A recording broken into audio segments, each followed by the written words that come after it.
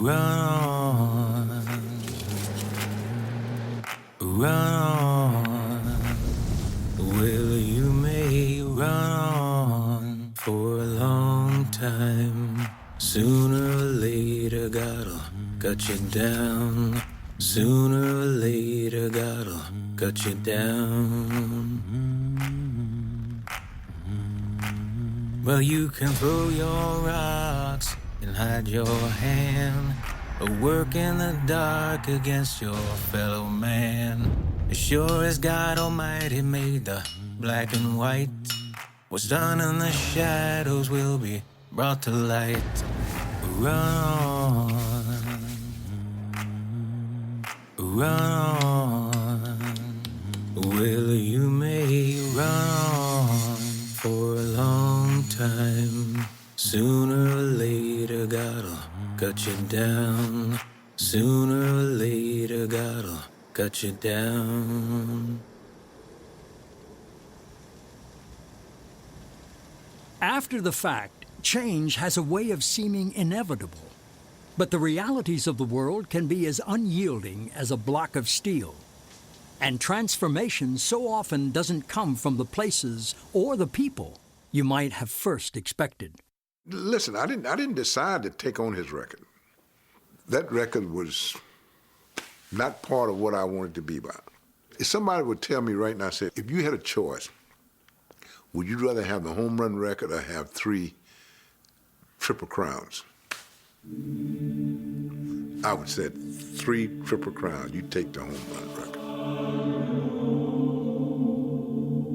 You talk to Hank Aaron now, you look at Hank Aaron, you don't necessarily see that fire, that push, that I'm gonna be the best there ever was. But obviously it's there because he's maybe the best there ever was.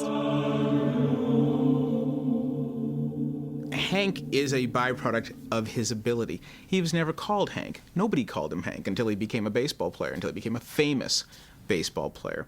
And to him, Henry is who he is. And Hank Aaron is not who he is. Hank Aaron is who the public knows. Very different. Examining a life of impact is an excavation of memories. Pockets of time where, for some individuals, the world almost seems to stop spinning. Waypoints of clarity that decades later stand out as the instance when history was shaped. For Henry Louis Aaron, life begins in Mobile, Alabama in 1934. Origins that will forever stoke the flames that burn deep within his mythic tale. A myth is a story that tells how things come to be. It's the story that you live on a subterranean level every day because it helps define who we are as a people. The hero stories always begin with a crisis.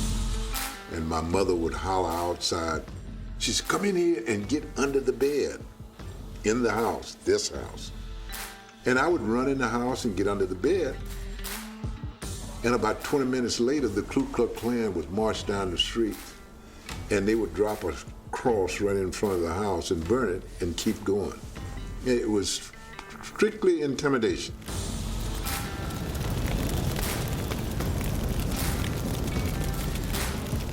Racism, hatred, and fear are inextricably connected. The fear of change, the fear of losing home. This is one of the greatest images for hatred and racism that we have. Everything in front of it is incinerated, and nothing can live, nothing can breathe around it. There's the American dream, and then there's the life that the Aaron family and black families like him actually had to live. Integration is unimaginable. There are 2 separate worlds. If you looked at a white person the wrong way, you could go to jail for that. You could be killed for that.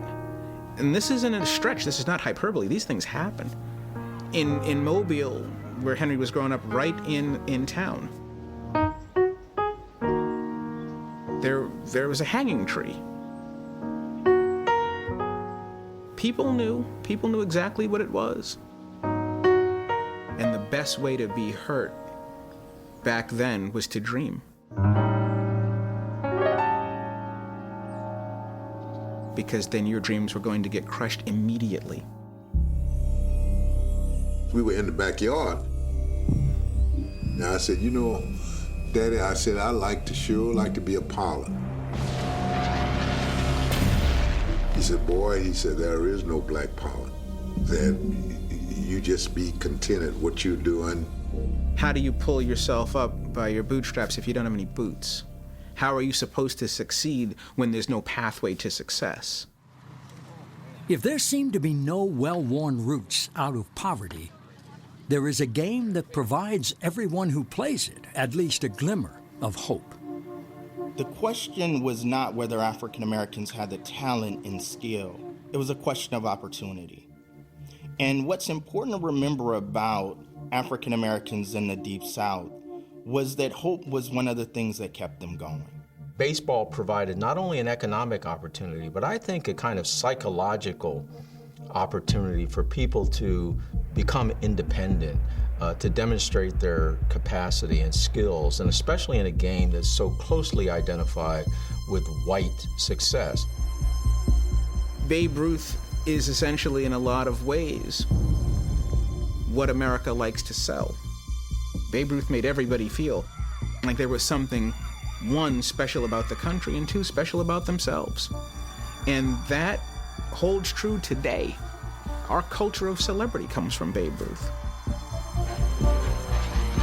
If there's ever a time when the differences between America's aspirations and its realities are clear, it is the early 1940s. The United States enters World War II, and the face of the national pastime is spotlighted as an emblem of prowess on the home front. You know, when you look at Babe Ruth at this point, not only an American legend, but this is, he was a symbol of the war. And if we fight as half as hard as you're fighting over there, that American flag will fly forever. And at the same time, Hank Aaron, his mother, grabs him and makes him go hide under the bed because the Ku Klux Klan is burning across in his front yard. That's where Babe Ruth is, and that's where Hank Aaron is. So what do we have? We have rampant discrimination and segregation in the South that will expose a kind of American hypocrisy in terms of fighting for democracy abroad, but mistreating its very citizens at home. It's kind of hard to maintain that hypocrisy. Eventually, it had to be confronted. In 1947, 7 years before Brown versus Board of Education, baseball presents Jackie Robinson. Amazing grace, how sweet the sound. Robinson's debut with the Dodgers lights a beacon in Brooklyn, New York. And it's visible 1,000 miles south in Mobile, Alabama. It was a sort of like a savior, I guess. When he came in, he was telling the whole world, no matter who you are, black or white, if he can play the game, then give him a chance. And I thought by him coming into the league that, hey, you giving him an opportunity, then you're going to have to give me the same opportunity.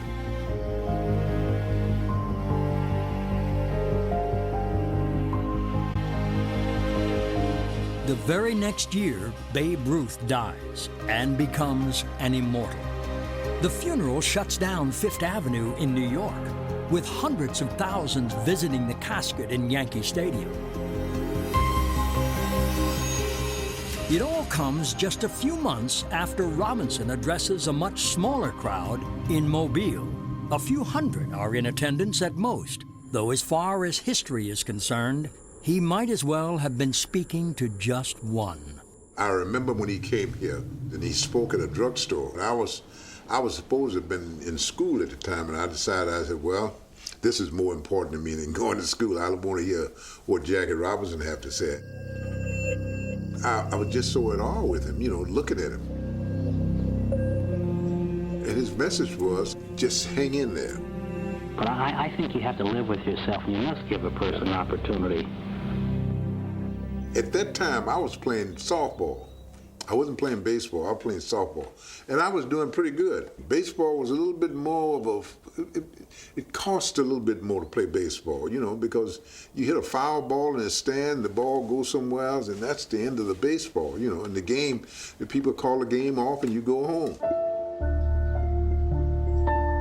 Despite the depths of his poverty, he does play baseball on weekends in a local semi-pro league, and it's enough to prompt a man named Bunny Downs to offer him a contract as a 17-year-old. $200 a month to play for the Indianapolis Clowns of the Negro League. I didn't know what to expect. I knew I had not been any further than this house than down the street. I left Mobile, and I had $2 in my pocket and one little small satchel about this big with one pair of pants. And I think it was my sister's pants. And I went to spring training with the Indianapolis Clowns.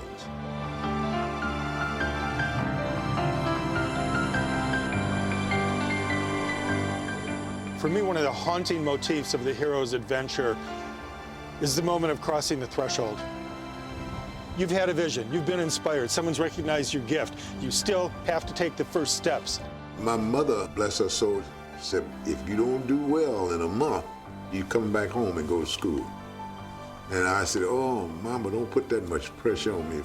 You have to leave the ordinary world for the extraordinary world, the familiar for the unfamiliar. I was very much alone, and I was just scared to death. It's not as though he was this A-plus blue-chip prospect. Nobody saw him play. He was playing softball. He was hitting bottle caps in Carver Park. No one quite knew what he could do. Just months removed from the sandlots of Mobile, it is not Hank Aaron who arrives to play for the Clowns. He is just young Henry, a teenage prodigy, unrecognized. There were several times when I heard the older players said, in my presence, you know, as soon as we get the team straightened out and get rid of all these so-called ball players, we'll be ready to go up north and play baseball. And he was pointing at me, you know. The hero can only go so far before the talent or the gift or the genius is recognized. This is important in all hero stories. Your gift has to be authenticated by somebody outside of you. And in just a handful of Clowns games, scouts see incredible potential in the skinny kid from Alabama. One of the scouts says, he could be the answer. This is kind of messianic language. This is part of the whole religiosity of baseball, the spiritual component. He could be the one. He's that one. He's that one in a million. He's the can't miss. He's the guy. And the numbers begin to show it. And just like that, within a month of being with the Clowns, now there's talk that big league teams are going to take a look at him and that he won't be here for long.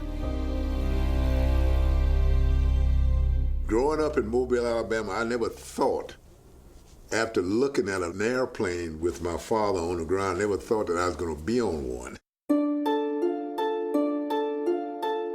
In little more than a year's time, he goes from broomsticks and bottle caps to the Boston Braves organization. His first stop as a minor leaguer is Eau Claire, Wisconsin. Population 35,000, black population 7. For the first time in his life, Aaron plays with and against white players. He is 18 years old. I had fun. I had fun in Eau Claire. I really did. I had fun. I had more fun in Eau Claire than I had in Jacksonville. In 1953, Aaron is promoted. Now in the South Atlantic, or Sally League, he is one of 3 black players who integrate the Jacksonville Braves. The setting is considerably less tolerant than what Jackie Robinson faced in Brooklyn 6 years earlier. There are no major league teams south of Cincinnati and St. Louis at this particular point in time. So it's the minor leagues that has the southern teams. So having blacks play is a rather remarkable achievement, but also one that is fraught with all kinds of dangers.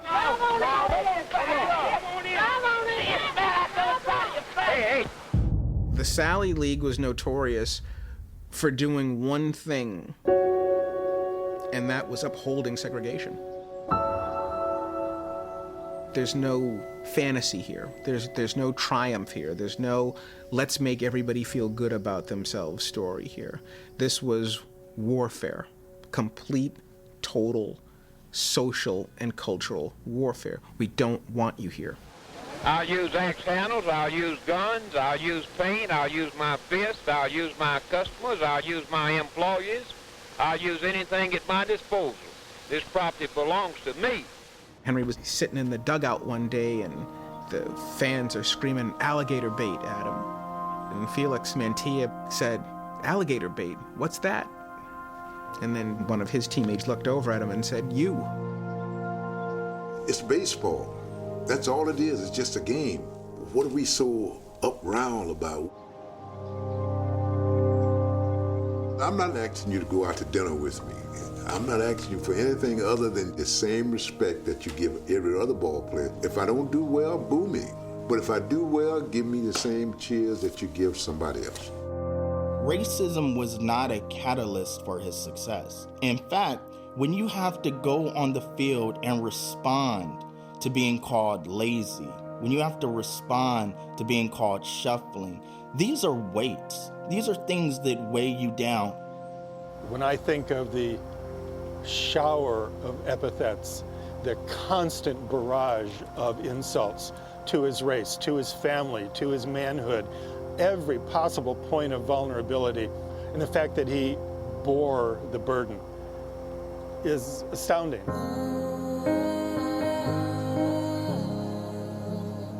He hits .362 in that 1953 season, with 22 home runs and 125 runs batted in, leading Jacksonville to the league title and winning the MVP. It succeeded in smashing the myth of white supremacy. What do you do with somebody who's hungrier and better when deep down you think you're superior to them? When you've lived your entire life based on a system that told you you are inherently better than them, and yet you're not. But you're also not better than the next guy, and then the next guy. And they're all coming because they're hungry. And that wave, that first wave of black players back then, there's never been a hungrier group of American athletes than that generation.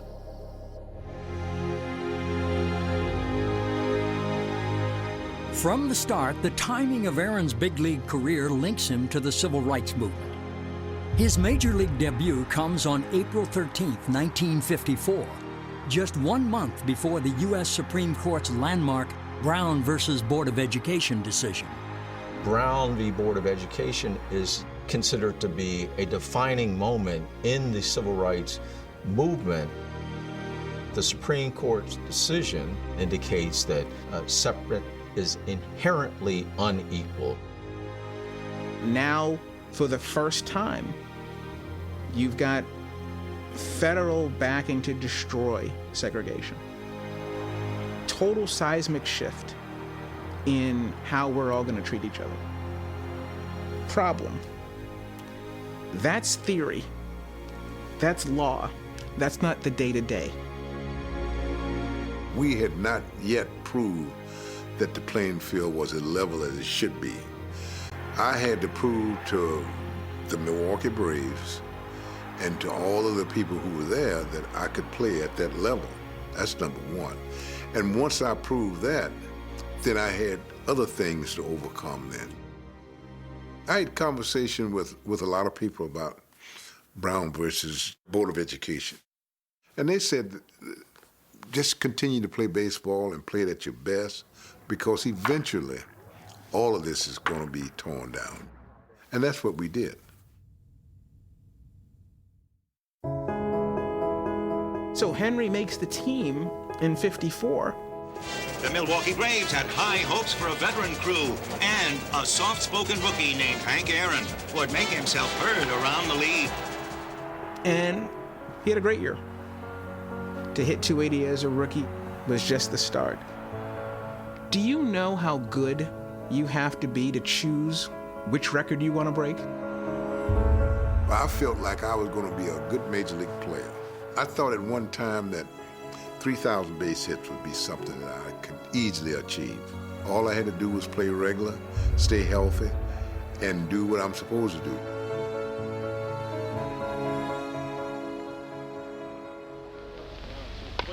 Yeah. Hank Aaron, tell me this. You won the National League Batting Championship last year. What are you hoping for in 1957? Well, I hope I can repeat I hope I can gain the National League Batting Championship, and I also hope that I can hit 30 or more home runs and drive in 100 or more runs. If you keep hammering away, if you believe in yourself, your gift, your sense of destiny, you will reach this moment where the outside world recognizes you and things click in. There quickly comes reason to believe nothing is out of reach for Aaron. In his fourth year, he hits 44 home runs en route to an MVP season. A dream season, in fact, with an extraordinary ending. Here he is, Henry Aaron. This could be the pennant tonight. Runner on, Logan on first, Moffitt's pitch. And there it goes! Going! Henry Aaron, home run, and the Braves win the pennant. I hit the home run, and lo and behold, I looked at home plate, and every one of my teammates were there to greet me, you know. Hitting that home run was one of the greatest thrills I ever had in my life.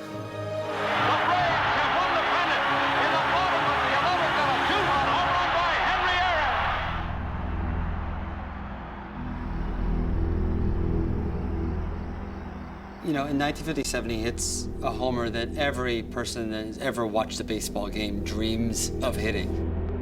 And here, he says, here's this poor black kid from Alabama being carried off the field on the shoulders of white boys, white players. There's this striking image. There's a white cop clearing the way, and then literally in the same day's paper is Little Rock and all that came with that. And these horrific images of these angry, screaming white people at a girl carrying her books to school.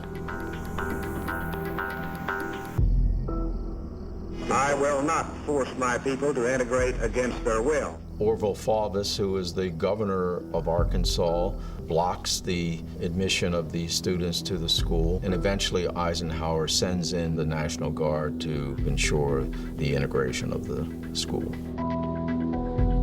Those two images combined are important because it demonstrates that the path towards racial equality was not a straight line. Hank Aaron, who hit 44 home runs in the regular season, has just hit his third World Series home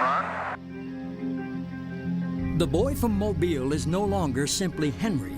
It's as if his talent requires him to take a new name. And Hank Aaron makes a hit with his admirers just the way he does on the diamond.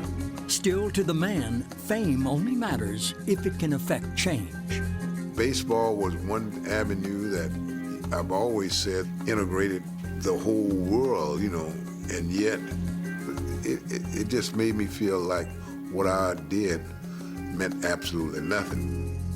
On one hand, you look at those two pictures on the paper the same day, and you're like, how can this world exist? How can these two things exist not only in the same newspaper, but in the same universe? But it's sports. Like, it's not real life, and Aaron sees this constantly. He can't get away from the times that he's in. He can't get away from the country he's in. Mequon. She was kind of like a suburb, 10 or 15 miles out of Milwaukee. And this is so vivid. I remember this so well. A neighbor of mine were having a party. And when I went over to the house to introduce myself to them, they had a big, large dog. And the minute I put foot on the yard, he started barking. And the lady said, well, the reason he's barking, he's not used to colored folks in his neighborhood. I said, well, he got to get used to this. I said, because I'm buying a house right across the street. And that didn't go very well. The thing that bothered me is that it would have been very easy for her to say, oh, he's just barking at a stranger. He didn't move to Mequon because Mequon really needed to integrate. He moved to Mequon because they would accept one black person, and it had to be the great Henry Aaron. That's how he got to Mequon. If he were a plumber, he would have never been allowed to move to Mequon. If life off the field continues to be shadowed by prejudice, Aaron also experiences affronts as a player, as in the years that follow his 1957 MVP award. It becomes more and more apparent that his continued excellence is, for whatever reasons, not enough for the writers who vote on the honor. I never thought that I got everything that I deserved from the press. You know, I think that this just took me for granted. They didn't have time to write about me. A little black boy playing in Milwaukee, you know, be satisfied that you're playing Major League Baseball, you know. I felt like if I had been a white player, that it probably would have been better. If I had been a white player in New York City, the city would have probably, I would have had a theater named after me. I don't know, but I really felt like if it's anything that I got cheated out of was 2 or 3 of the Most Valuable Players Award. I should have won. Hank swings. It's back. Home run for Henry. But, you know, I was happy, very happy that I played in Milwaukee. They were great to me. They were great to all of the players. There's little doubt that if he could have stayed in Milwaukee forever, I think he would have been very happy to. The only way to get him out of Milwaukee was to physically lift up the entire team and move them to the area of the country that he had experienced the most difficulties. When the team first announced that it was coming to Atlanta to play, everybody started talking about the South. Playing here, the only thing, as I've said many times, the only thing bad about Atlanta is that you got Georgia on the other end of it, and you can run into some problems if you get outside of Atlanta.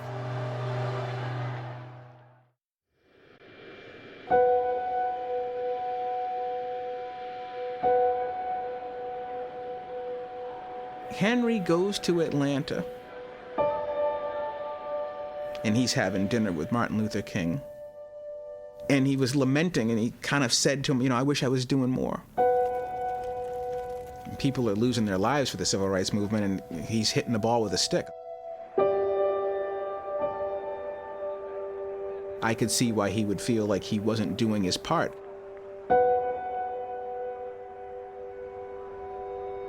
And Martin Luther King says to Hank Aaron, just keep hitting. We'll take care of this side. You just keep hitting.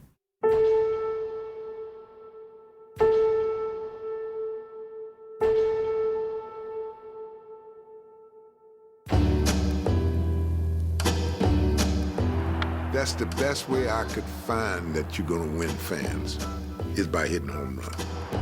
Henry Aaron steals the headlines when he hits his 500th home run of his career. Here's a guy who integrated the Sally League, but he also integrated the Deep South when Milwaukee moved. He's the first black athletic star in the Deep South. Ever. As he makes a new home in Atlanta, he averages 39 home runs in his first 5 seasons there. As ever, a model of consistency. Then there's hammering Hank Aaron, hammering away at these numbers. There's something steadfast, resolute about that hammering, just like one of those old blacksmiths at the forge.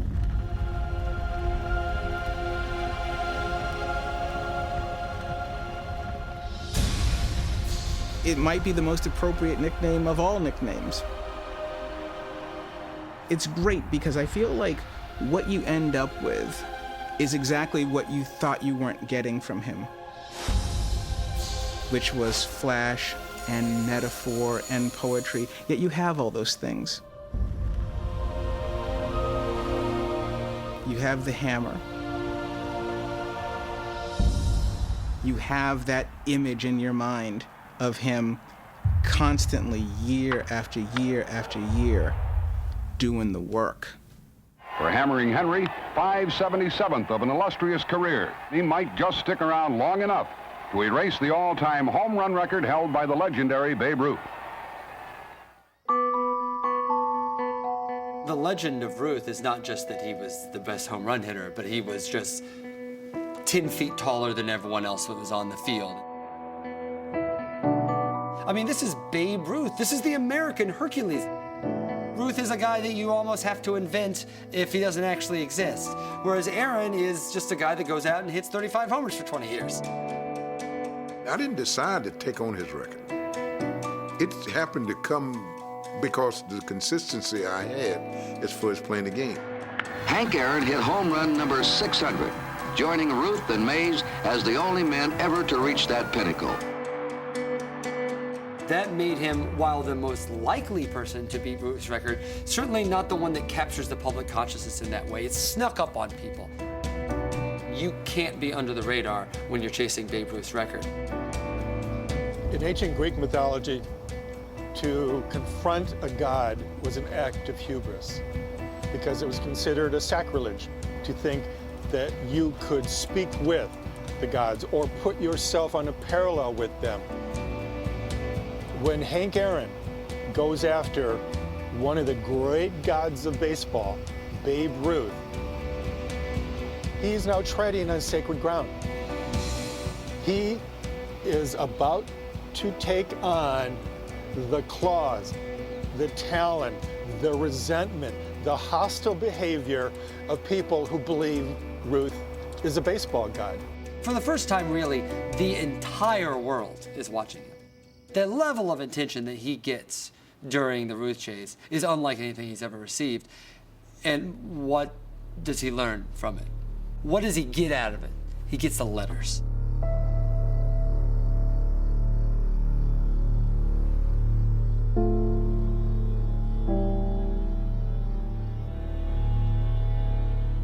The devil comes in all kinds of disguises.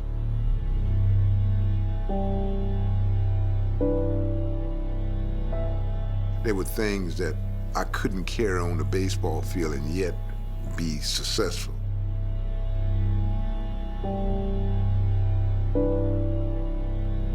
We did discuss it, and we feared for our children.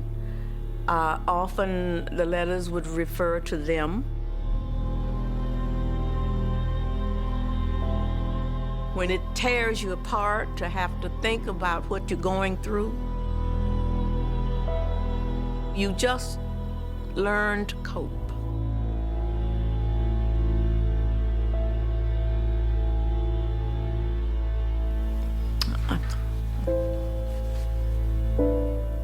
It's too much. It's too much.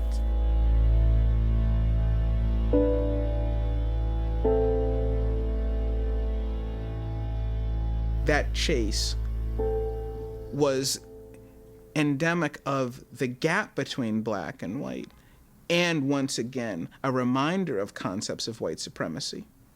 This record belongs to us. This is a white man's record. Whoa, wait a minute. What are we talking about here? Times were changing. and times were changing for the worse. All because one guy was doing his job to hit the ball over the fence. Aaron finishes the 1973 season at 7-13, and as the march towards the record continues, the weight of the prejudice that surrounds the impending history is crushing. In all, you know, it should have been an enjoyable time for me going through that period, but really it was a sad time for me. What should have been one of the happiest times of his life was probably one of the most depressing.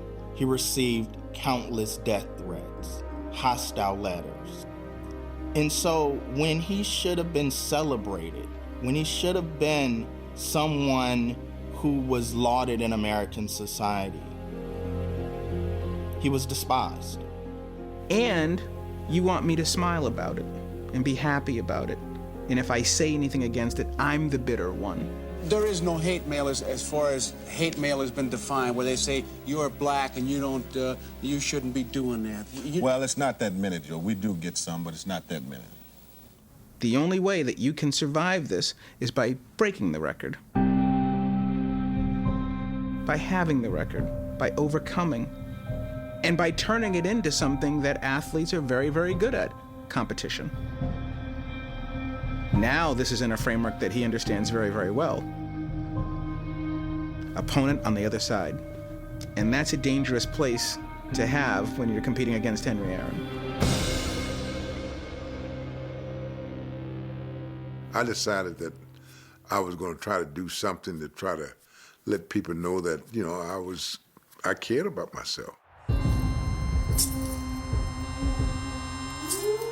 I started thinking about what it is, what can I do in order to break this record.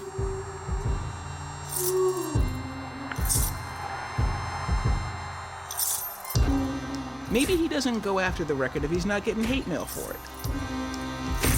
Maybe the record doesn't matter that much if the FBI doesn't have to protect his daughter because he's trying to break it. So in a way, maybe he's right. Maybe the record wasn't that important, but it became important.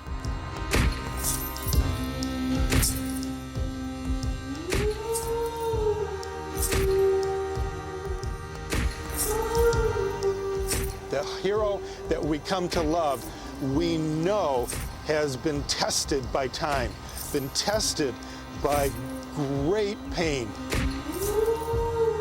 They show us how to move to change injustice into justice through courage.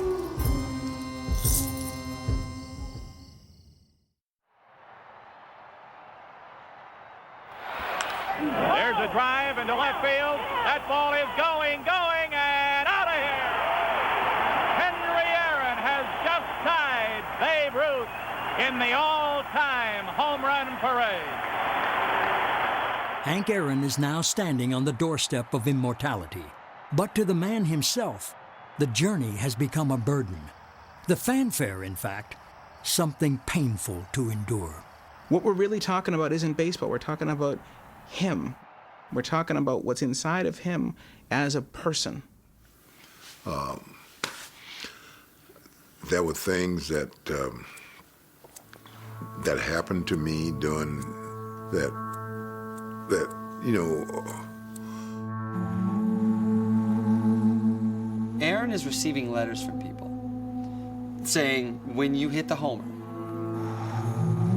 I'm going to be sitting in this seat, I'm going to have a rifle, I'm going to shoot you. I mean, there has to be a certain part of him that's saying, I'll die for this if I have to. I'm willing to do that. The heroism in that is that, like, he doesn't deviate from who he is. Who he's been for so long has always been quietly heroic. Now it is overtly heroic. There were real consequences to him going out on the field, and there was a real possibility that he could be assassinated.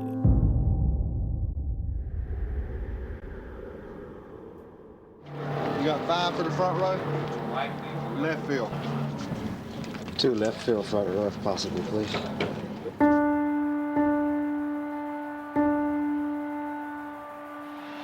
I think the night was filled with anticipation. with emotions. Emotions were running high, I think. And it doesn't take a mind reader to read the collective mind that's here in this ballpark tonight. They came to see him pass the babe. He's tied at 7-14. I heard him say to somebody, I'm going to hit that home run and get this over with. I'm tired of this. I felt confident that I was going to hit, before the night was over with, that I was going to hit a home run. And the crowd is up again in Atlanta Stadium. Henry Aaron in the second inning walked and scored. He's sitting on 7-14. Henry was a reminder that things keep going forward and that he wasn't going to be held down. He wasn't going to stop what he was doing despite whatever threat was out there. I know he keeps some of those letters. I know he still has them. I know every now and then I think he takes a look at them.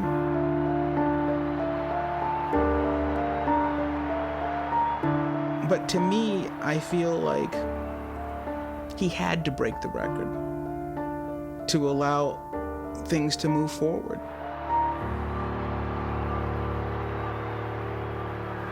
One ball and no strikes. Aaron waiting, the outfield deep and straight away. Fastball is a high drive into deep left center field. Buckner goes back to the fence. It is gone.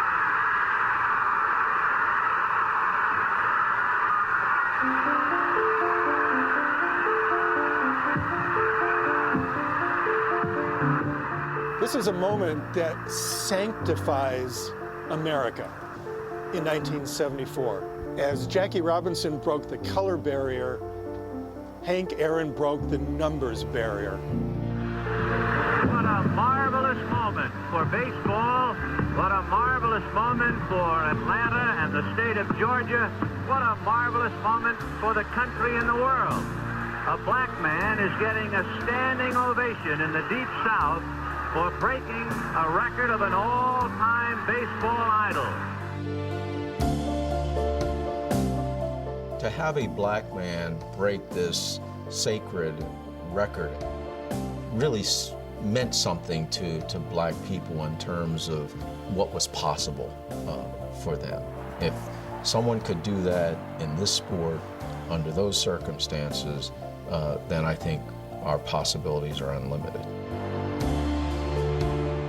There's no question that he wanted to do it to show, like, Babe Ruth's a great player, but like, I'm Hank Aaron, and a black man can do this even better than Babe Ruth did, and better than anyone's ever done it before. The problem for Aaron was all that came with that. But I just thank God it's all over with. Thank you very much. It was a good night, simply because of the fact that I did it and I got it over with. And I said, well, maybe my life can go back to being normal, you know. So that was the thing. The happiest moment of his life was one of the worst, for one reason, because he's black. That's it. You can make an argument that maybe he should have let it roll off of his back, but facts don't change. He had to go through this, and he had to feel what he felt. And I still feel, when it comes to that record, what was taken from him cannot be returned.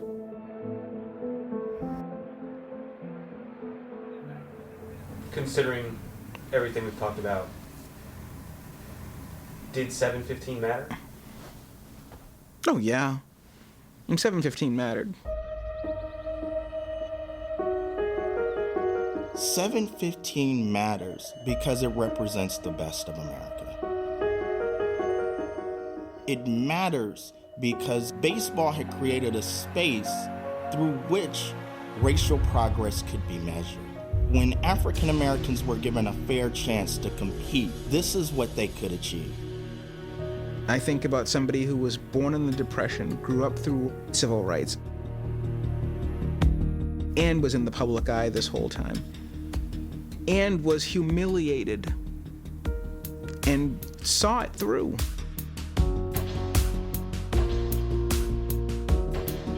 The heart that it took to do battle against all those who threatened his very life. He still stood tall and went out and entered the fray. That's what we love about the Hank Aaron's of the world. They've done something for the tribe, the community, the culture at large. And in that sense, they've changed the world. He's done everything that an American could be asked to do.